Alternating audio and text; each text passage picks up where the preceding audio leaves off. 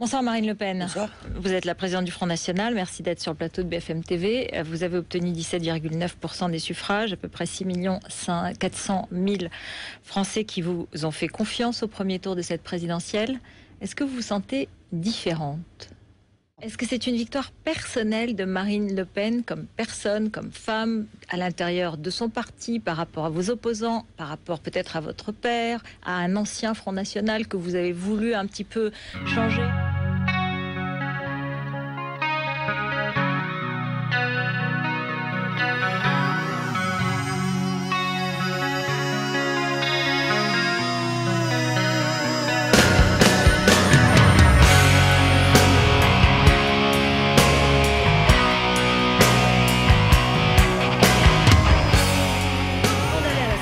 Il y a juste une petite formalité qui est le deuxième tour de l'élection présidentielle. Je suis désolé, mais moi j'ai le sentiment que l'élection législative a commencé déjà. On va en parler. Mais vous, le deuxième tour, ça vous concerne? Est-ce que vous allez aller voter, vous, personnellement? Moi je vous dirais ça le 1er mai. Est-ce que vous allez aller voter? Non mais je veux... Sûr, mais pourquoi est-ce que vous attendez le 1er mai? Est-ce qu'il y a des choses qui vont déterminer votre décision? Elle est prise, vos lieutenants disent, elle va appeler à voter blanc. C'est ce que dit Gilbert Collard, le président de votre comité de soutien. Louis Alliot, qui lui-même a annoncé qu'il va voter blanc. Ni l'un... ni l'autre, voilà. Ils ne savent pas ce que je vais dire. Même votre compagnon, Louis Alliot. Non, ils ne savent pas ce que je vais dire. Il ne sait pas pour qui vous votez. Pourquoi les vôtres, il sait. Bon, voilà. J'ai pas changé d'avis. Bonnet blanc et blanc bonnet. Premier tour. Bonnet blanc et blanc bonnet. Si vous voulez. Alors, on vous fait allusion à Chantal Joanneau, qui aujourd'hui a dit qu'au deuxième tour, entre un candidat socialiste et un candidat FN, elle voterait socialiste. Bah oui, voilà. mais j'appelle. Donc vous vous frottez les mains. Non, j'appelle tous ceux aujourd'hui qui sont à l'UMP. Voilà, avec nous, il n'y a aucun risque. À quoi ça sert au deuxième tour de la présidentielle de vous rejoindre, puisque vous allez appeler à voter blanc ou à voter ni pour l'un ni pour l'autre? C'est pas très efficace. À quoi ça sert de se bagarrer? Ils ont été choisis par une majorité de Français. En tout cas, ils sont arrivés devant vous, donc ils ont une légitimité. Mais leur projet... Alors, vous avez commencé donc votre campagne législative, on l'entend bien. Est-ce que pour cela, vous allez changer le nom de votre parti? Non, nous avons rêvé... Ça, c'est pas changer de nom. Depuis longtemps. C'est pas changer de nom. Non, vous êtes contre le changement de nom. Vous avez dit dans une interview au Monde, il y a quelques jours, que vous étiez favorable à un changement de nom, que vous y pensiez. Ça n'est pas qui sera un succès. Et vous y êtes favorable? Nous en discuterons avec les instances du mouvement. Parce que Jean-Marie Le Pen a déjà dit qu'il y était hostile et que quand on... Non mais c'est normal. Oui, non mais c'est normal de savoir. Il a dit qu'en fait quand on gagne, c'est pas quand on gagne qu'on change de nom, c'est quand on fait faïte. Donc il est très hostile au changement de nom. Non, mais je suis intéressante. Qu'est-ce qui se passe s'il est hostile? Qu'est-ce qui se passe? Comment ça se passe dans ces cas-là? Et alors vous dites je suis la présidente, excusez-moi, c'est moi qui dirige, c'est moi qui décide. Je reviens quand même au deuxième tour de l'élection présidentielle. Le sentiment de beaucoup d'observateurs, c'est quand même que vous l'évoquiez un peu vous-même.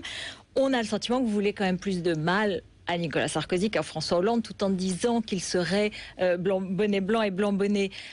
Est-ce que, à l'intérieur de l'appareil du Front National, on va plutôt soutenir François Hollande en sous-main? Est-ce qu'on va plutôt soutenir la gauche contre Nicolas Sarkozy à tout prix? Il faut battre Nicolas Sarkozy dans votre esprit? Madame, je ne sais pas. Le Pen, lorsque vous entendez Nicolas Sarkozy qui dit qu'il veut donner le RSA et le minimum vieillesse après 10 ans de séjour et 50 cotisations, c'est quand même ce que vous proposez vous-même. Donc, dans le fond, vous pouvez dire, tiens, il veut la même chose que moi. Si c'est ce que les Français veulent, c'est peut-être lui. Si vous dites non à cela, ça veut dire que vous pensez d'abord à l'avenir de votre parti et que vous avez intérêt à ce que l'UMP implose. Excusez-moi. Il a trop menti. Et même s'il dit la même chose que vous sur certains thèmes. Et il a menti, trahi, il peut changer d'avis. Il peut peut-être appliquer cela. Madame, de ses promesses.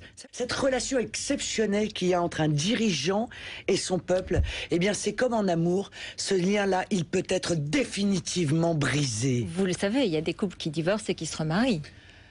Vous en connaissez, vous? Il y a des histoires d'amour qui recommencent. Ah bon, j'en connais pas beaucoup, moi. Ça existe. Oui, d'accord. La drague est un peu lourdingue, si je puis me permettre de m'exprimer ainsi. Il y en a qui marchent. Est-ce que vous croyez que vos électeurs vont vous suivre comme un seul homme? Parce que dans les reports de voix, on voit aujourd'hui qu'il y en a 50% qui peuvent se reporter sur Nicolas Sarkozy, 25 sur François Hollande et 25 rester chez eux.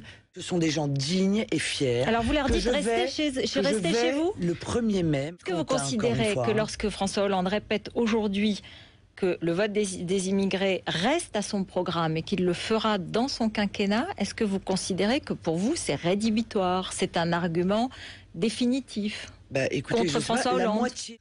Vous pensez que Nicolas Sarkozy le fera? Il vient de s'exprimer plusieurs fois contre. Oui, Est-ce que vous pensez qu'il y aura des gens à l'UMP qui sont tentés par une alliance avec vous, qui auront envie de vous rejoindre? Parce qu'il y a aussi une autre chose, c'est que s'il vous faut 12,5% d'inscrits au premier tour des législatives, vous êtes arrivé en tête dans 116 circonscriptions ou deuxième, et vous avez ces 12,5 d'inscrits dans 353 circonscriptions.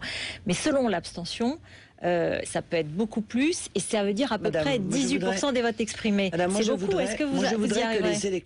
Mes électeurs sont insultés. On les a traités de la part de l'UMP. Aujourd'hui, ils sont compris, donc aujourd'hui, entendus. Donc en l'espace Marine Le Pen, est-ce que national-socialiste, selon les propos de M. Guéant, etc. Celui qui a dit national-socialiste, c'est votre père Jean-Marie Le Pen en parlant de Nicolas Sarkozy à votre dernier meeting. Ah bon, M. Guéant n'a pas dit national et socialiste? Est-ce que votre père n'a pas dit ça? Est-ce que M. Guéant n'a pas dit national et socialiste? D'accord. Bon. Est-ce que votre père l'a dit? Est-ce que votre père l'a dit aujourd'hui? Il l'a dit, oui. Non, mais aujourd'hui. Est-ce que vous le regrettez? Madame, écoutez, arrêtez avec ça. Tout ça, c'est de la politique aérienne. Vous n'avez pas répondu quand même, mais bon, vous l'avez évoqué, vous avez dit que vous le regrettiez. Vous coupez la parole toutes les 2 secondes pour parler de trucs qui n'ont aucun intérêt. Bon. Aujourd'hui, Nicolas Sarkozy notamment a dit que vous étiez compatible avec La République, que c'était pas de l'extrême droite, mais un parti compatible avec l'extrême droite.